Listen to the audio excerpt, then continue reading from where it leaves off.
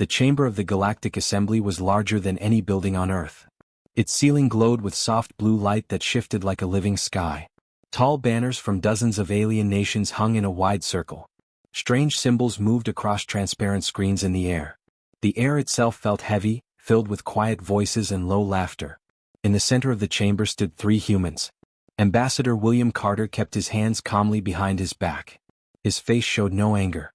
His gray suit was simple compared to the bright robes and shining armor worn by the alien delegates around him. To his right stood Captain Emma Brooks in her dark naval uniform. To his left stood Admiral James Walker, tall and still, his eyes steady. They had come to speak about equal trade and shared defense. They were not given the chance.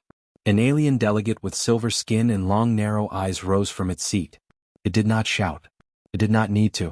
Its voice carried clearly across the chamber. Earth asks for equal standing, it said. Yet Earth cannot even defend its outer colonies without help. Soft laughter followed. Another delegate, covered in dark scales, leaned forward.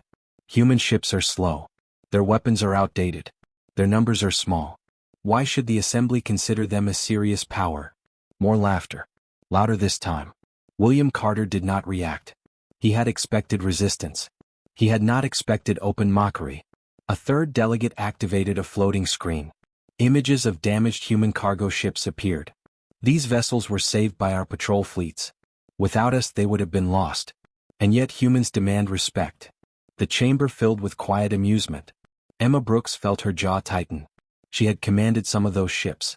She knew the truth behind the reports. The patrol fleets had arrived late. Sometimes too late. But she said nothing. Her orders were clear. Observe. Listen. Remember. Admiral James Walker looked across the chamber slowly. He studied faces. He studied reactions. Some delegates laughed openly. Others remained silent but did not defend Earth. That silence was louder than the laughter. William finally stepped forward. Earth does not ask for charity, he said in a calm voice. We ask for fair treatment under the agreements signed by this assembly. A delegate interrupted him. Agreements are between equals. The words hung in the air. William paused. He understood the meaning clearly. The assembly did not see humanity as equal. Another voice spoke from the upper ring of seats. Perhaps Earth should focus on its own system. The wider galaxy is complicated. This time the laughter was open and sharp. Emma felt heat rise in her chest. She had trained for years. Human officers had studied alien tactics. Human engineers had worked day and night to improve their fleet. And still they were treated like children asking for permission. The presiding speaker finally signaled for silence. The Assembly has reviewed Earth's request for expanded trade routes and defensive authority. At this time the request is denied. Earth may reapply after further development. Further development. The phrase was polite. The meaning was not. William gave a small nod. We understand. The session moved on to other matters as if humanity had never spoken. The 3 humans walked out of the chamber together. No one stopped them. No one offered apology. Outside, the long corridor was quiet. Through wide windows, stars stretched in every direction. Emma spoke first. They do not take us seriously. James answered in a low voice. They never did. William looked at the stars for a long moment. Now we know. Back on Earth, the broadcast spread across every major network. People watched from cities, farms, stations in orbit, and colonies near the outer rim. They saw the laughter. They heard the words. In a small apartment in London, a family sat in silence as the recording replayed. In a factory in Chicago, workers stopped their machines to watch. In a research lab in Sydney, scientists paused their work. The feeling was the same everywhere. It was not fear. It was humiliation. Later that night, President Daniel Harper stood before the United Earth Council. Leaders from every nation filled the chamber. The mood was heavy but focused. Daniel did not raise his voice. They believe we are weak, he said. They believe we survive because they allow it. They believe we depend on their protection. He let the words settle. We have tried cooperation. We have followed every rule. We have honored every treaty. Yet today we were mocked in front of the entire galaxy. A screen behind him showed still images from the assembly. The laughter frozen on alien faces. We will not beg for respect, Daniel continued. If they see us as weak, then we will stop asking for their respect. Murmurs filled the chamber. We will withdraw from non-essential galactic treaties. We will close our trade gates for review. We will recall our fleets for restructuring and defense assessment. One council member looked concerned. That will isolate us. Daniel nodded. Yes. Silence followed. Isolation is not surrender, he said. Isolation is preparation. In the days that followed, official messages were sent across the galaxy. Earth was suspending several agreements. Trade traffic slowed. Human embassies reduced staff. Patrol fleets returned to home space. Alien news networks reacted quickly. Humanity retreats, one commentator said. Earth chooses isolation after diplomatic failure, said another. Some delegates from the assembly openly joked that humans could not handle galactic politics. The laughter returned. But inside human space something else was happening. Shipyards in orbit around Earth increased production hours. Engineers reviewed old designs. Military academies expanded training programs. Research teams received new funding and clear direction. Captain Emma Brooks returned to active duty. She oversaw fleet exercises near Mars. Every mistake was corrected. Every weakness was studied. Admiral James Walker reorganized defensive lines around key colonies. He met with commanders daily. He asked hard questions. He demanded honest answers. Ambassador William Carter did not attend another assembly session. Instead, he worked quietly with Earth's leaders to review every agreement ever signed. Every clause was examined. Every loophole was noted. President Daniel Harper visited factories and shipyards. He spoke not of anger but of unity. We are not preparing for revenge, he told workers in one orbital station. We are preparing for reality. Months passed. Human space grew quieter from the outside. Fewer ships crossed its borders. Fewer signals traveled outward. The galaxy slowly lost interest. Other conflicts demanded attention. Other species argued over territory and trade. Earth became a minor story. Inside the silence, progress moved steadily. New ship designs were tested in deep space. Shield systems were strengthened. Communication networks were secured against outside interference. Children in schools watched history lessons about the assembly meeting. They saw how their leaders had stood calmly under insult. They learned one simple idea: respect must be earned and defended. One evening, Emma stood on the bridge of her command ship as it floated near the edge of human territory. The stars looked the same as before. But something felt different. We are ready, one officer said quietly. Emma did not smile. We are becoming ready. Far beyond, in the heart of the galaxy, a few alien leaders began to notice changes in trade patterns. Human imports had dropped. Exports had slowed. But internal production had increased. They are struggling, one delegate guessed. They will return soon, another said. They need us. They were wrong. Back on Earth, President Daniel Harper met privately with William and James. The galaxy believes we are hiding, Daniel said. William folded his hands calmly. Let them believe it. James added, silence can be a weapon. Daniel looked at a projection of human space. Defensive lines were stronger. Fleets were reorganized. Supply chains were secure. We gave them our trust, Daniel said softly. They gave us laughter. William nodded. Now we give them nothing. Beyond the borders of Earth's system, alien patrol ships passed by and saw little movement. Reports described human space as quiet and contained. No one noticed the new listening stations hidden in asteroid fields. No one noticed the training fleets running constant drills beyond sensor range. No one noticed the steady growth of human strength. In the Galactic Assembly, the memory of that meeting faded into routine politics. New species petitioned for membership. Old disputes filled the agenda. The laughter about Earth became an old joke. But on Earth no one forgot. In classrooms, in factories, in command centers, the words spoken in that chamber were remembered. They believed humanity was retreating in fear. They believed silence meant weakness.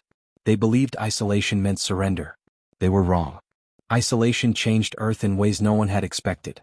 At first, the silence felt strange. Trade ships no longer came and went through the great gates near Jupiter. Alien signals no longer filled communication screens. The stars beyond human space seemed distant and cold. But inside that silence, Earth began to move. Factories that once built passenger liners and cargo ships were redesigned. Large assembly halls were cleared. Old machines were replaced with stronger ones. Civilian ship frames were studied and improved. Armor was added. Power systems were strengthened. In orbit above Earth, the main shipyards expanded. New platforms were built beside the old ones. From a distance they looked like rings of steel growing around the planet. Workers in heavy suits moved across massive hulls. Sparks of light flashed as welding arms sealed thick plates of alloy. No one made public speeches about war. There were no loud announcements. There was only work. Dr. Olivia Grant rarely left her laboratory. She stood in front of large screens filled with numbers and moving designs. Her focus was propulsion. Human ships had once been slower than most alien fleets. That weakness would not remain. She and her team tested new drive systems deep in space beyond Mars. Many early models failed. Some overheated. Others shut down without warning. Each failure was recorded carefully. Again, Olivia would say in a calm voice. Engineer Michael Reed worked in a separate research complex beneath the surface of the moon. His task was defense. Alien weapons had cut through older human shields too easily. That memory stayed with him. He redesigned shield generators from the ground up. He studied alien energy patterns recorded during past battles. He searched for balance between power and stability. When a prototype shield finally held against sustained testing fire, the room did not erupt in cheers. The team simply nodded and moved to the next improvement.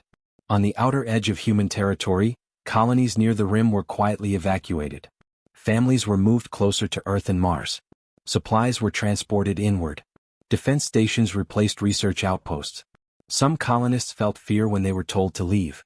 Governor Thomas Hayes of one rim colony spoke calmly to his people. "This is not abandonment," he said.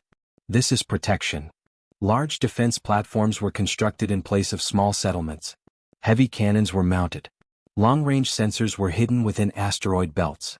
From the outside, human borders appeared quiet. Inside they became strong. On Earth itself, something else changed. Old rivalries between nations began to fade. Resources were shared more openly. Military technology was no longer kept secret between allies. Scientists from different countries worked side by side. President Daniel Harper met regularly with global leaders. There were disagreements, but they did not last long. "We either stand together," he said during one closed meeting, "or we fall separately." The choice was clear. Captain Emma Brooks spent most of her time in orbit around Saturn. A new training fleet had been assigned to her command. Young officers filled the bridges of newly built ships. Combat simulations ran day and night. Large holographic battlefields surrounded the vessels. Artificial enemy fleets attacked from different angles. Surprise maneuvers tested reaction speed. Communication blackouts forced crews to act without guidance. Many early exercises ended in simulated defeat. Emma never shouted. She never blamed. She gathered her officers after every loss.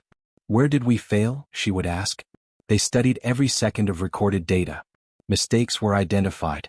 Strategies were adjusted. Formations were improved. Weeks later, those same scenarios were repeated. Losses decreased. Coordination improved. Discipline hardened. Admiral James Walker oversaw fleet organization from a command station near Earth. He reduced unnecessary divisions. He streamlined command chains. He believed that speed of decision was as important as firepower. "Confusion loses wars," he told his senior staff. "Clarity wins them." New classes of warships rolled out of orbiting shipyards. They were not flashy. They were not built for show. Their designs were clean and efficient. Their engines were faster. Their shields were stronger. Their weapons were precise. Human space grew quieter to outsiders. Trade reports showed a drop in exports.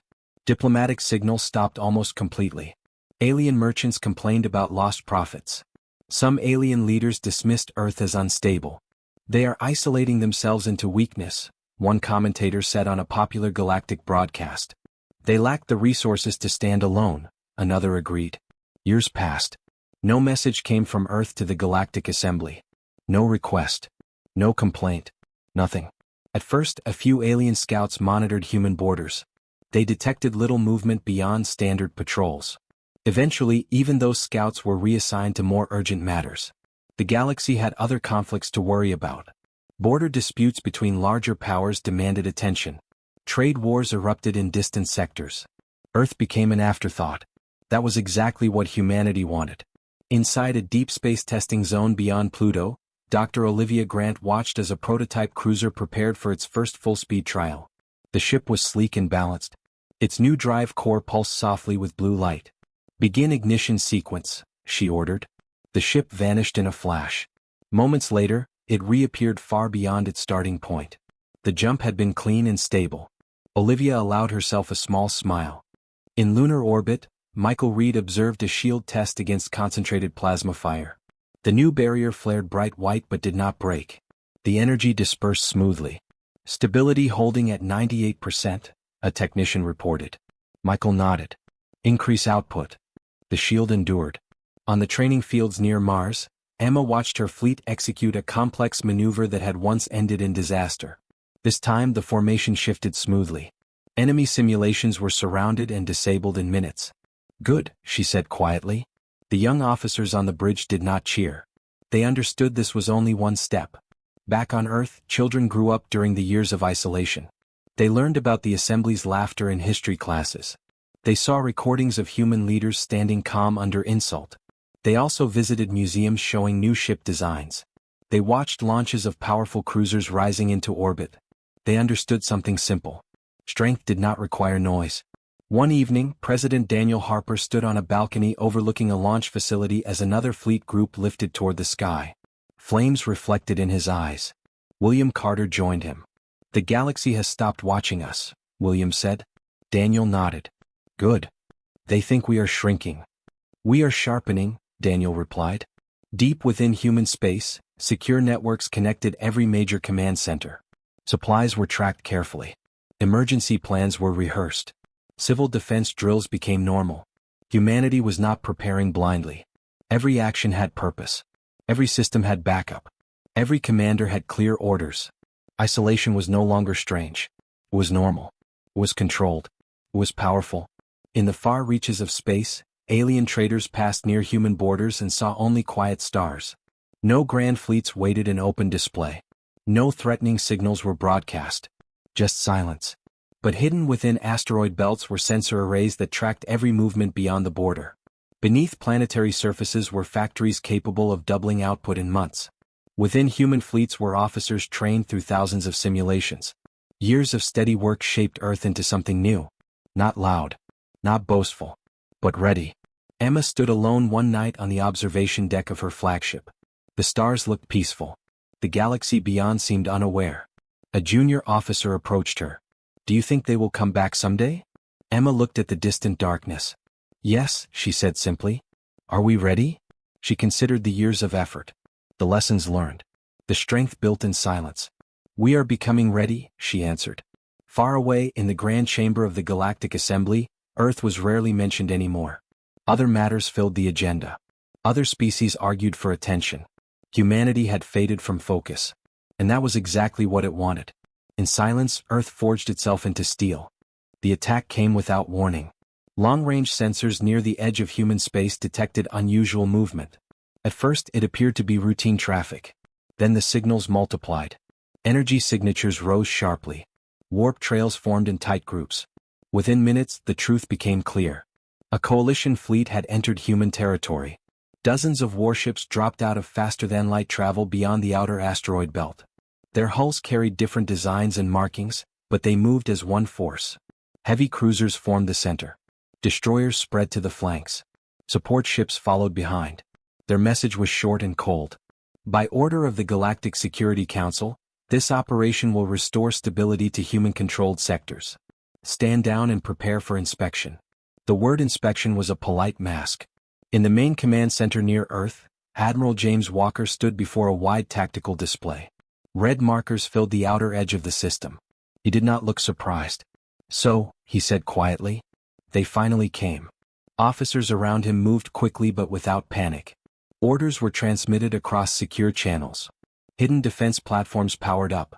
Fleets that had trained for years moved into position. On the bridge of her flagship near Mars, Captain Emma Brooks received the alert. She had imagined this moment many times during simulations. All units move to assigned coordinates, she ordered calmly. Ships that had appeared to be on routine patrol changed course instantly. From behind the moon, from within dense asteroid clusters, from silent orbital shadows, human warships emerged. The coalition commanders expected fear. They expected confusion. They expected desperate messages asking for negotiation. Instead, they detected a solid defensive formation stretching across the inner system. Admiral Walker's fleet stood in perfect alignment between Earth and the invading force. Battleships formed a heavy center. Cruisers held flexible flanks. Smaller fast attack ships waited behind, ready to move where needed. A coalition commander aboard a massive armored vessel stared at the sensor feed. They were waiting, he muttered. Human shields activated in synchronized waves. Blue light shimmered around each hull. Weapon systems locked onto targets but did not fire yet. Admiral Walker opened a channel. "You have entered sovereign human territory without permission," he said in a steady voice. "Withdraw immediately." The coalition flagship responded with force. Multiple energy beams surged toward the human line. The first shots of the battle lit up the darkness. Human shields absorbed the impact. The new generators held firm. Energy flared brightly but did not break through.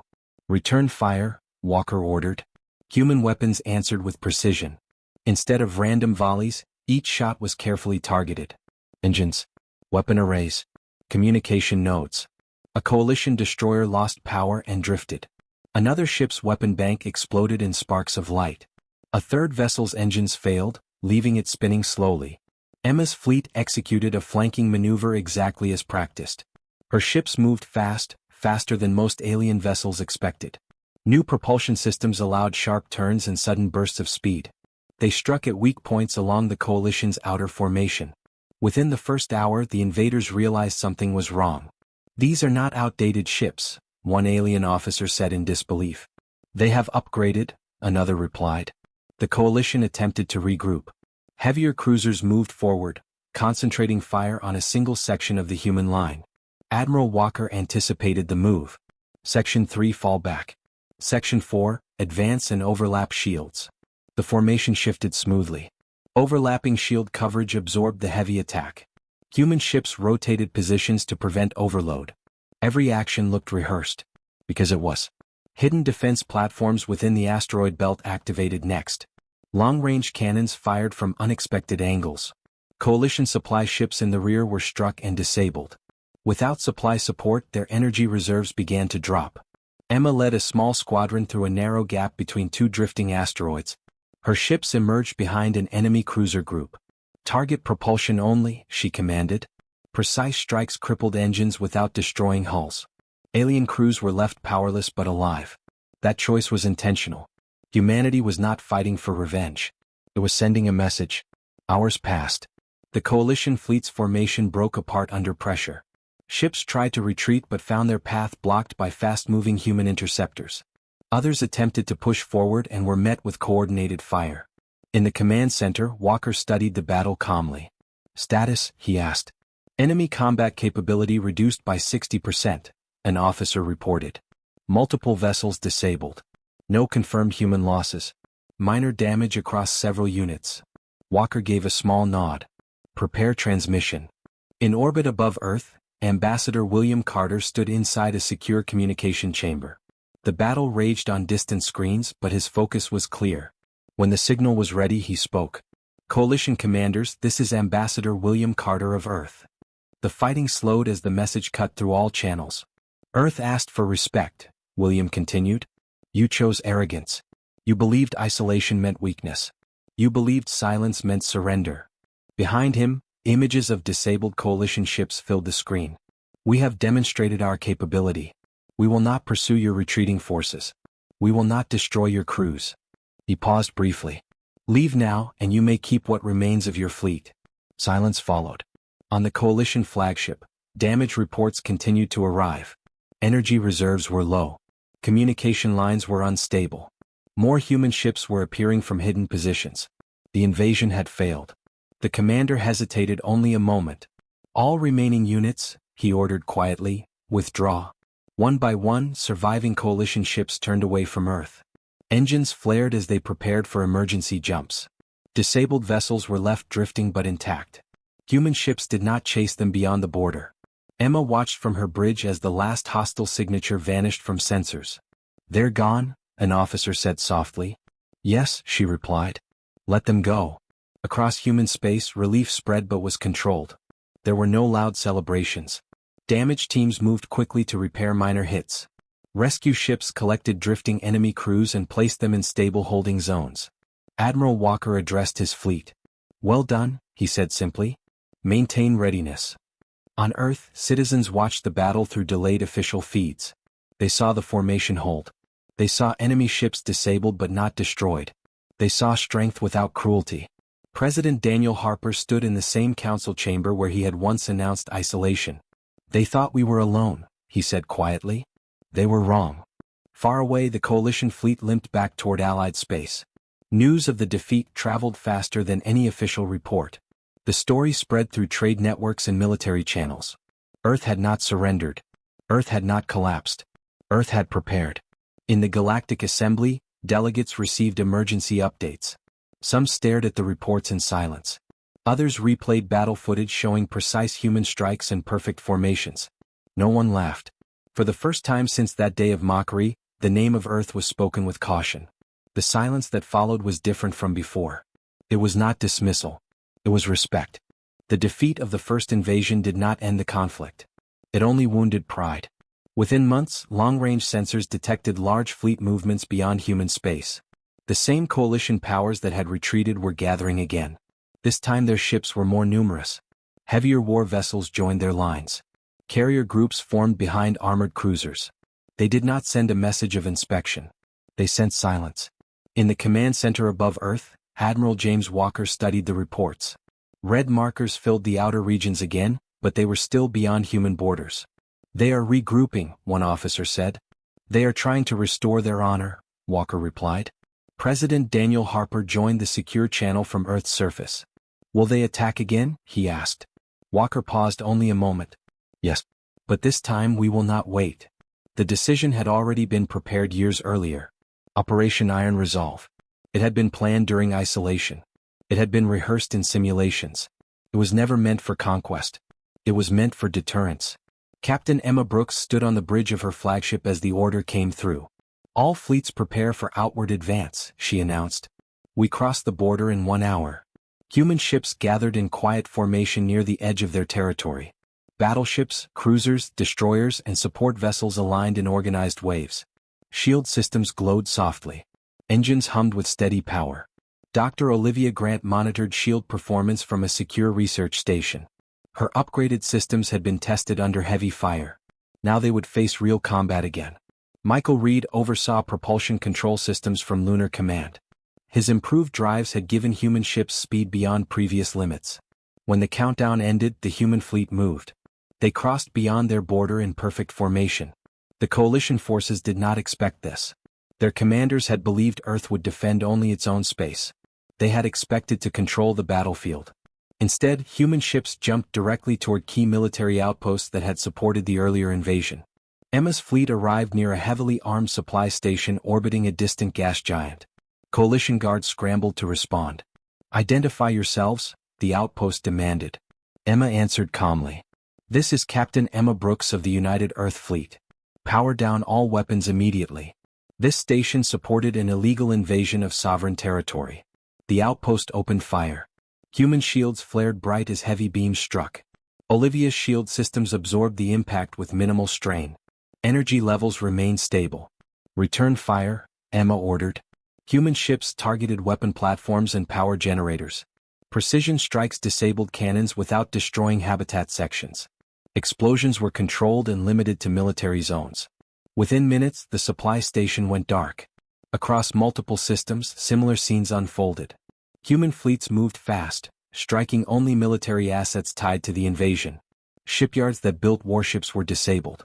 Communication arrays used for fleet coordination were destroyed. Fuel depots ignited in distant space. Coalition commanders struggled to react. "They are attacking our infrastructure," one officer reported. "They are avoiding civilian centers," another said in surprise. That was intentional. Humanity did not target cities. It did not strike trade hubs unrelated to the war. It hit only what had been used to threaten Earth. Michael Reed's propulsion drives allowed human vessels to appear and vanish quickly. After each strike, fleets repositioned before counterattacks could form. Coalition ships chasing them found only empty space. In one system, a large enemy fleet attempted to intercept Emma's group. The coalition commander believed numbers would overwhelm human forces. He was wrong. Emma divided her fleet into smaller squadrons. They moved like coordinated waves. Fast destroyers distracted the enemy front line. Cruisers slipped behind to strike engine clusters. Battleships maintained shield overlap, protecting the formation. Olivia's shield systems held under concentrated fire. Energy beams flashed across space, but human defenses did not collapse. Target propulsion only, Emma repeated. Enemy ships were left powerless, drifting but intact. The message remained clear. This was not slaughter. This was correction. News of the human counteroffensive spread quickly across coalition territories. Military bases went on high alert. Political leaders demanded answers. How are they moving so fast? How are their shields holding? Reports showed precise damage patterns. No civilian casualties. No unnecessary destruction. Admiral Walker coordinated operations from Deep Space Command. His strategy focused on dismantling the coalition's ability to wage war. Supply lines were broken. Repair facilities were disabled.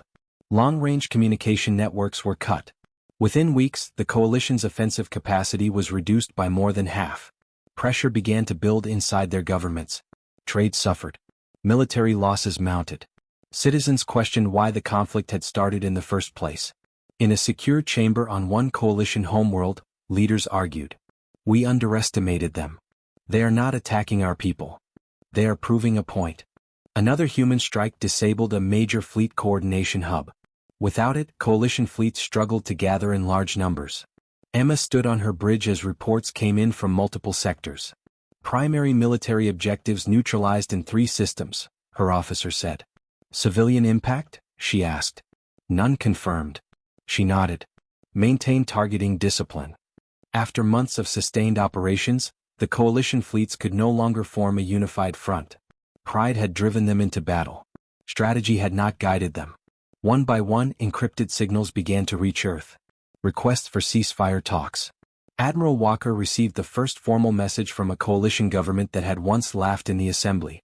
We request immediate negotiations to end hostilities. President Daniel Harper gathered his advisors, including William Carter. They are ready to talk, Daniel said. William folded his hands calmly. On our terms. Ceasefire conditions were clear. Recognition of human sovereignty. Formal acknowledgement of the illegal invasion. Reparations for damages caused during the first strike.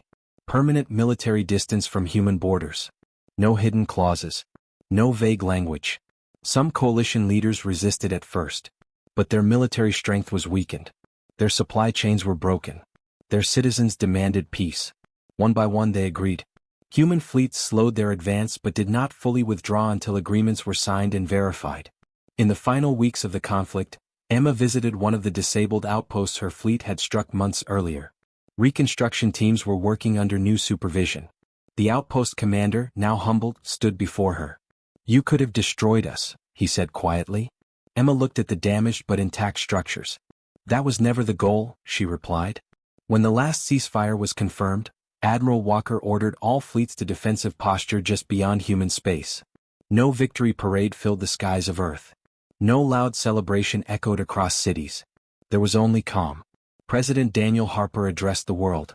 We did not seek this war, he said. But we finished it. Let it be understood clearly. Humanity will not be mocked. Humanity will not be invaded. Far beyond, in systems once confident of human weakness, leaders reviewed the outcome. Humanity had not conquered territory. It had not demanded tribute. It had demanded respect and enforced it. The lesson was written in damaged shipyards and silent military stations. Isolation had forged strength. War had proven it. And peace would now stand on equal ground. Years passed after the war. The stars did not burn brighter. The galaxy did not change its shape. But the balance of respect had shifted. Human space remained strong and organized. Its borders were guarded but not closed. Trade had resumed carefully and fairly. New agreements were signed but every line was clear. No hidden terms. No empty promises. Human fleets now patrolled several major trade routes that crossed near their territory. They did not demand payment. They did not threaten smaller worlds. They protected shipping lanes from pirates and rogue factions. Other species noticed. Where human ships patrolled, trade flowed safely. Where human fleets appeared, conflicts calmed quickly. They were not feared for cruelty. They were respected for discipline. On Earth, life had returned to normal rhythms. Cities were bright and busy. Shipyards still worked, but no longer in emergency pace. Military academies trained new officers with lessons from the war. Children studied history classes that spoke honestly about the years of mockery and isolation. They learned how silence had become strength. They learned that patience had value. Ambassador William Carter stood once again aboard a transport vessel heading toward the Galactic Assembly. He was older now. His hair carried more gray. But his posture remained straight. Beside him stood Captain Emma Brooks, now promoted to Fleet Commander. Admiral James Walker had retired with honor 2 years earlier, leaving behind a strong and stable defense structure. "Do you think it will be different this time?" Emma asked quietly. William looked out at the stars. "It already is," he replied. The assembly chamber had not changed in design. The glowing ceiling still shifted like a living sky. Alien banners still circled the walls. Delegates from dozens of worlds filled their seats. But the atmosphere was different. When William Carter entered the chamber, no one laughed. No one whispered. Conversations paused, but not with mockery. With attention. Several delegates inclined their heads slightly as he walked forward. It was a small gesture, but meaningful. Years ago, Earth had stood in that chamber and been dismissed. Now Earth returned as an equal. President Daniel Harper appeared through a secure holographic link at the center of the chamber. His image stood tall and steady. The presiding speaker addressed the room. "The Assembly recognizes the delegation of Earth." There was no hesitation in the voice. William stepped forward first. "Earth comes not to demand but to affirm," he said calmly. "We remain committed to balanced cooperation. We remain committed to lawful defense. We stand ready to work with those who treat us as equals." His voice carried clearly without anger. Several delegates nodded. One of the same coalition representatives who had once supported the invasion now rose from his seat. His tone was measured. "The Assembly acknowledges the strength and restraint demonstrated by Earth in recent years." The word restraint mattered. Emma remembered the battle reports. The precise strikes. The avoided civilian zones. The ceasefires accepted without humiliation. Humanity had not acted like a conqueror. It had acted like a disciplined power. President Harper then spoke, his voice steady across the chamber. "We chose isolation because you mistook our cooperation for weakness," he said. "We chose war because you forced our hand." The chamber remained silent. He did not shout. He did not accuse. He simply stated facts. "We did not seek dominance. We sought respect." Let this moment remind us all that peace must be built on equality, not assumption. For several seconds no one responded. Then a delegate from a neutral system stood. "Earth's actions during the conflict were measured and limited," she said. "Civilian populations were spared. Infrastructure not tied to military aggression was untouched. This assembly recognizes that discipline." More voices followed. Trade ministers spoke of stable routes under human patrol. Smaller systems spoke of reduced piracy in sectors where human fleets operated. Even former opponents admitted that Earth had honored every ceasefire condition. William listened quietly. Years ago, he had stood in this same chamber while laughter echoed around him. Now respect filled the space. After the formal session ended, smaller meetings took place. Delegates approached the human representatives with proposals, not demands. Equal trade agreements. Joint anti-piracy operations. Scientific cooperation on propulsion research. Emma reviewed a proposal from a system that had once dismissed Earth entirely. "They learn quickly," she said. William allowed himself a faint smile. Sometimes the lesson must be clear. Back on Earth, citizens watched the assembly broadcast. There were no dramatic cheers. No wild celebrations. There was quiet pride. In a classroom in Manchester, a teacher paused the live feed and turned to her students. "What do you notice?" she asked.